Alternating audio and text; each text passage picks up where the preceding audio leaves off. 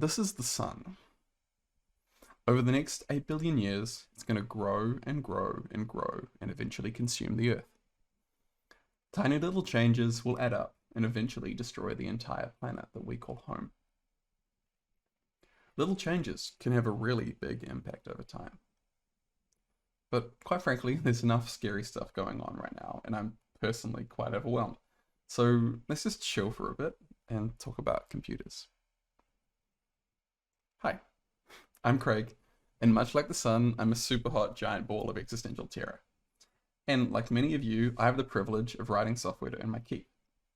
I'm from New Zealand, but I live in Stockholm, and I work on the desktop app and web player at Spotify. I'm an Angular JDE, I really love the web, and I really love helping teams build better software. I've worked on a number of reasonably large and old code bases, although I guess it's all relative. And I've worked in environments that espouse the ideals of Agile, pushing for incremental change, and always shipping working software.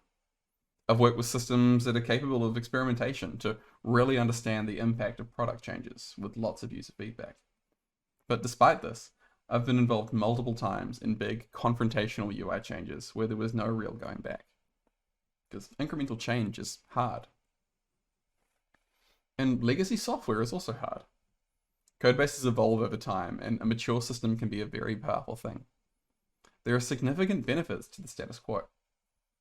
You really shouldn't underestimate the value of working software, or having a system known with real users.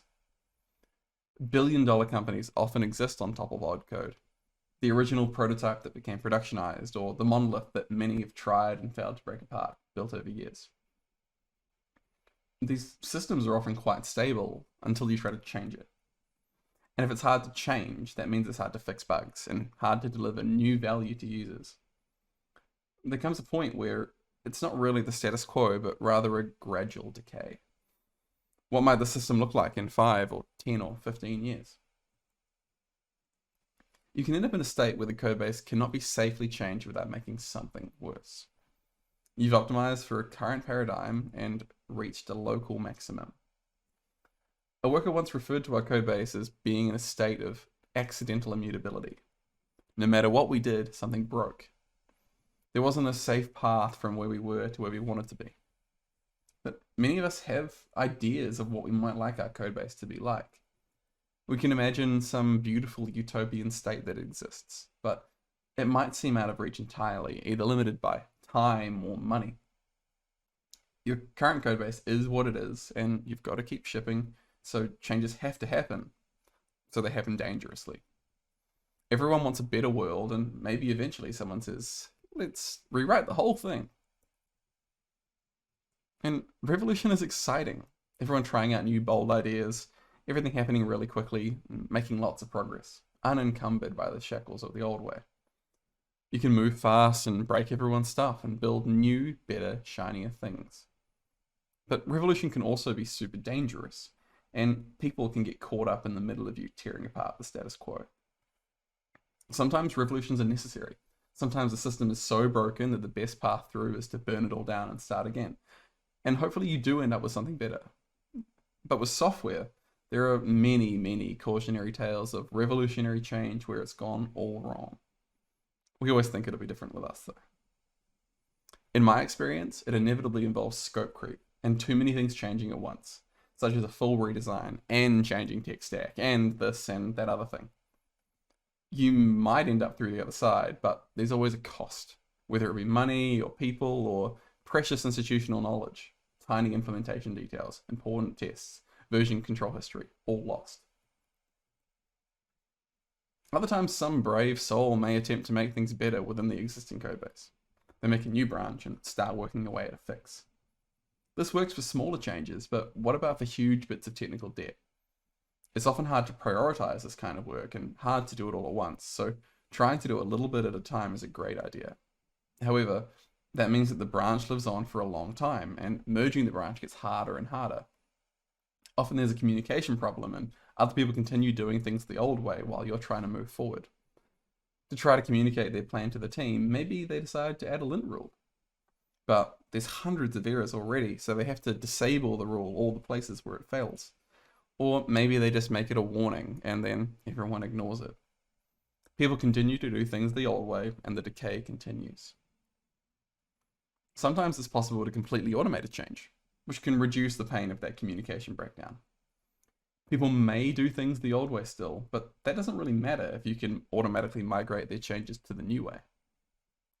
And we already use a lot of automation to do big improvements to our code. We might use a tool like libab to migrate from old JavaScript to newer syntax, or an Angular schematic to upgrade to the new version of Angular. We could use Prettier to make our code formatting consistent, or a custom ESLint rule and Fixer to fix some specific issue in our code.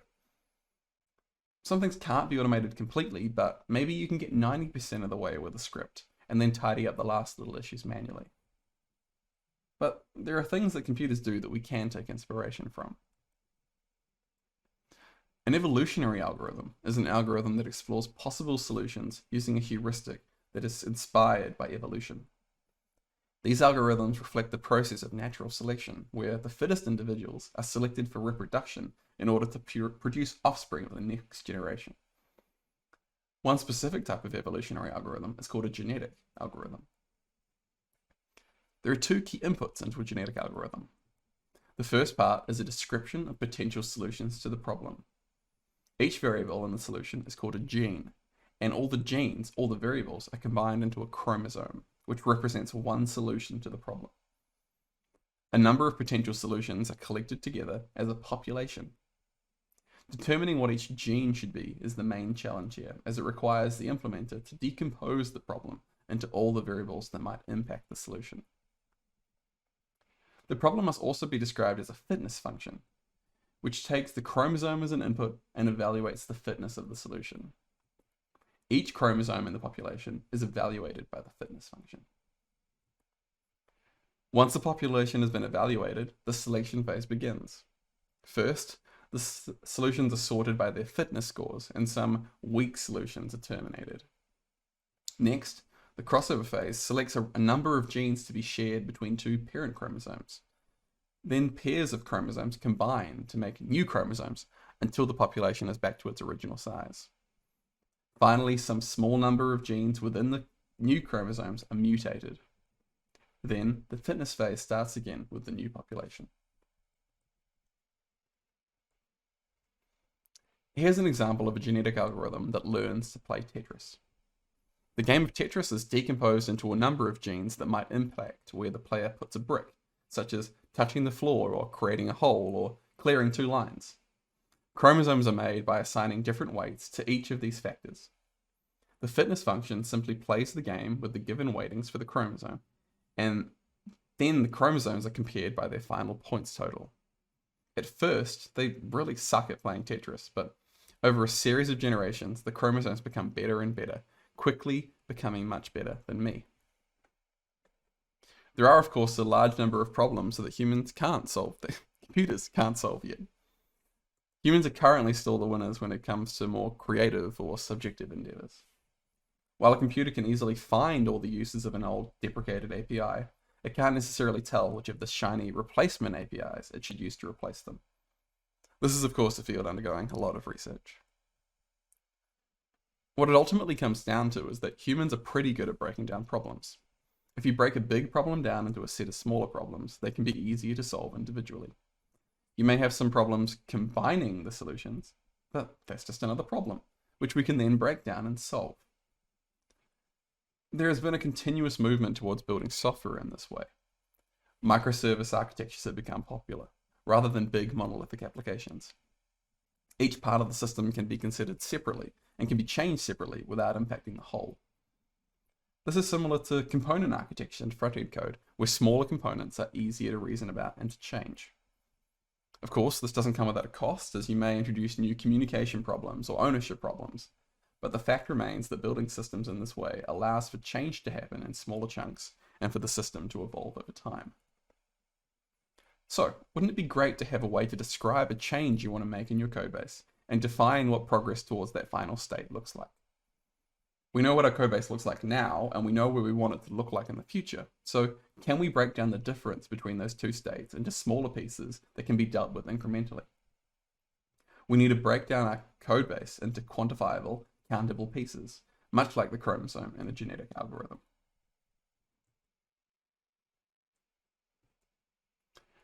And it turns out there are actually many ways to represent our code base. We just need to think about our code as data. Let's look at this little bit of code. What different kinds of data can we get from it? First, there's the actual code that runs the program, but then there's a little bit of documentation and a comment. There's also dependency information, how our files relate to each other and how they use third-party dependencies. There's also type information about how data flows through the program. We can use various tools to read our code base and quantify it in all different ways. We could count the number of files with a certain extension, or the number of circular dependencies, or the number of compiler errors. By quantifying these things, we can break down from one big thing that needs fixing into individual small things that can be fixed independently. But that's nothing new, right? It's a slightly different way of thinking about it, but that's what TypeScript or ESLint or Jest or any other number of tools already do.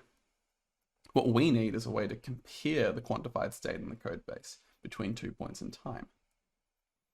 So let's say we've run our fitness function over the main branch to get a representation of the state of the code, and we've done some work in a new branch. We just need to run the fitness function again and then compare the two results. The comparison function has the job of working out if you got closer to your goal, or if you got further away, or if you just stayed the same. The comparison function will act as a constraint, guiding your code base in the right direction towards being better. That means that the result of the fitness function can actually be anything you like, as long as you can compare the results. But we can only have the code base in one state at a time, so how do we keep track of the old score? It's actually become pretty common to store extra auxiliary information about a code base in the repository of that code. Chances are that somewhere in your code base, you've got a dependency lock file or a Jest snapshot file, or even an actual image file for, say, visual regression testing. We can use the same idea and store the current quantified state of the code base inside the code base. This adds one extra constraint to the result of the fitness function, which is that it needs to be serializable so that it can be saved in a file. But it means that we can always compare the current state to the last committed state. And so with that, we have the three little pieces we need to enable gradual incremental migrations. And I've been working on wrapping this idea up into a new tool. I've been calling it Betterer. Betterer is a tool designed to make incremental improvement easier. You can think of Betterer kind of like a test runner, like Jest or Mocha, but the difference is that a Betterer test starts out broken by design. A Betterer test is a way to communicate your intention to other developers, that there is something you want to improve in the code base.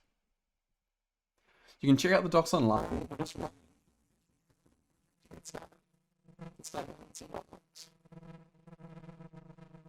When we run the initial script, we add the new script to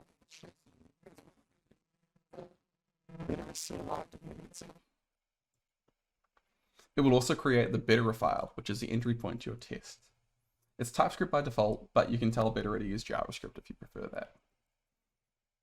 And that's actually enough for Betterer to start doing its thing. Of course, right now it does nothing. We haven't written any tests.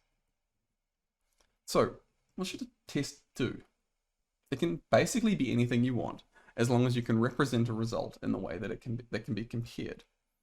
I have a project that I want to convert from JavaScript to TypeScript, so let's write a test that counts the number of JS files in a codebase. First, we import Betterer test from Betterer and define our new test called migrate JavaScript to TypeScript. Next, we need to write our test function. This is a function that scores the fitness of the codebase.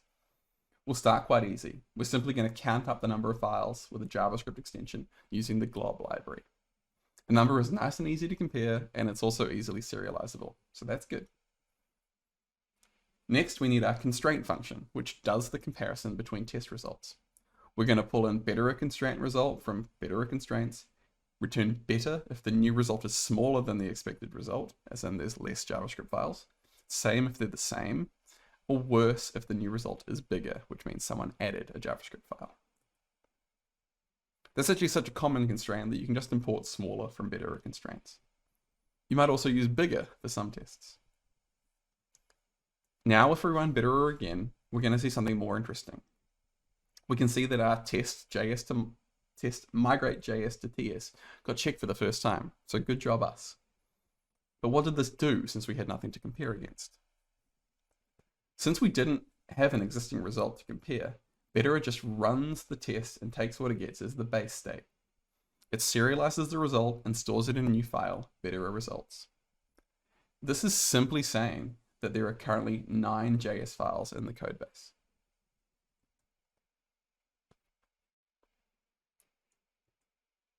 So now we can run Betterer again, and this time we will see that our result is the same. Didn't change anything in our codebase, but Betterer found the results file and used that as a comparison point. This is fine. Nothing got worse, so we haven't gone backwards. To finish setting everything up, we just need to add Betterer to our build system. Somewhat ironically, this might be the last annoying branch you have to deal with. To get it working, you'll want to run it as part of your CI build with the CI flag. This tells Betterer that it should throw if there are any changes at all. It's also a good idea to run Betterer as a pre-commit hook, so you can check for any new issues introduced in your changes. You might also get merge conflicts in the results file, but you can always just take their changes when merging. Or even better, just run Betterer with the conflicts and it will resolve them for you. With all that done, you're good to go. So, along comes our engineering manager, and they're adding a new feature, and they haven't heard about our new plan to migrate from JavaScript to TypeScript. So they add a new JavaScript file to the codebase, and when they try to commit, they get a big error, and they can't move forward. That's good, at least for the state of our codebase, but maybe it doesn't quite communicate what's going on as well as it could. Let's change a few things to communicate more clearly. We've got our existing test, but it's actually pretty common to want a test that targets specific file types in your codebase. So Betterer provides a really easy way to do stuff like that by using a file test. Let's try it out. The way you create a file test is a little bit different. It just takes a function with 2 parameters, file paths and file test result. Betterer can be quite smart, and sometimes will only pass you a subset of file paths, like if you're running in watch mode or if it knows that a given file hasn't changed. The file test result is an object that we use to tell Betterer about issues in a file. We also use the include method to tell Betterer that we only care about JavaScript files. Betterer is automatically going to exclude files that are excluded or ignored from our source control. The body of this test is pretty simple. Since the test only targets JavaScript files, we just need to create an issue for each file that is passed to the test. To do that, first we need to read the contents of the file using fs, and then call add file on the file test results object. We then call add issue on the file and pass the position of the issue. By using 0 and 1, we'll attach the issue to the first character of the file. And we give a nice helpful message.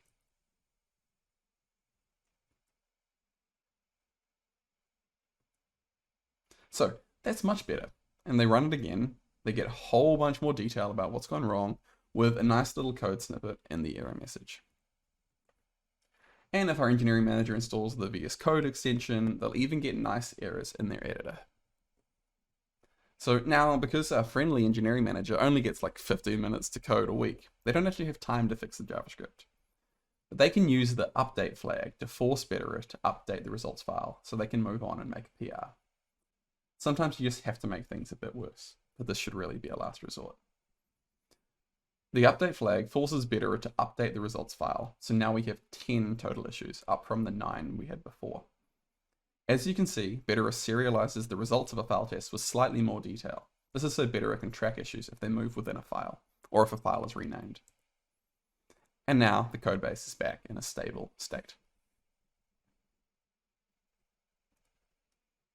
And because our EM loves this idea so much and they love results, they can even add a deadline to this migration to really encourage us to get it done. So next thing, someone else on the team comes along and they've got a bit of time. So they migrate the new file that the engineering manager added, as well as one more for good measure.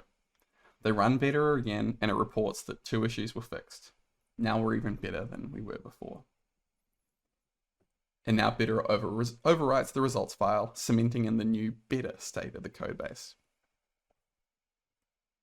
So there are tons of different things that we can apply this idea to. We could write a test for TypeScript if we wanted to enable strict mode. We could use ESLint or StyleLint to introduce new lint rules, or track to-do comments with a simple regular expression matcher. We could learn other languages like Kotlin or Swift. It doesn't have to be a JavaScript thing. We could migrate React class components to function components, or enable strict type checking for Angular. We could check accessibility violations with Axe, or check code coverage with Jest. There are so many possibilities. Better actually comes with a few tests that are built in, which can help you get started. These tests just wrap other tools and format their output so that they can be used with Better. I'm sure more will come in the future, and since they're just functions, you can publish your own really easily. If you can't tell, I'm super excited by this idea. I've been working on it for more than a year now, and I still haven't lost interest. But if this is exciting to you as well, and you'd like to join me, please hit me up. We're probably not going to stop the Earth from being swallowed by the sun, but we might be able to make some stuff a little bit better. Thank you so much.